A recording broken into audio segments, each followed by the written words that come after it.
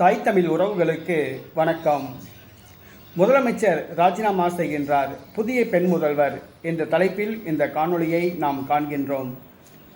முதலமைச்சர் ராஜினாமா செய்கின்றார், புதிய பெண் முதல்வர் என்ற தலைப்பில் இந்த காணொளியை நாம் காண்கின்றோம்.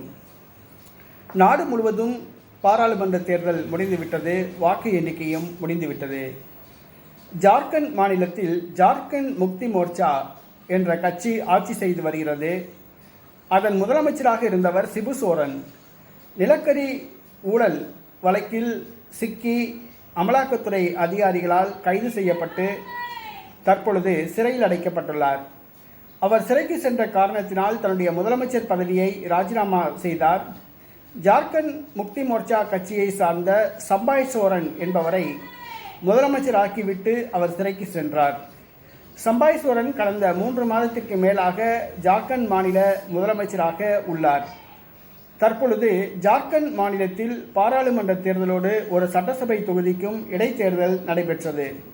அந்த இடைத்தேர்தலில் முன்னாள் முதலமைச்சர் சிபு சோரன் அவர்களுடைய மனைவி கல்பனா சோரன் அவர்கள் வெற்றி பெற்றுள்ளார்.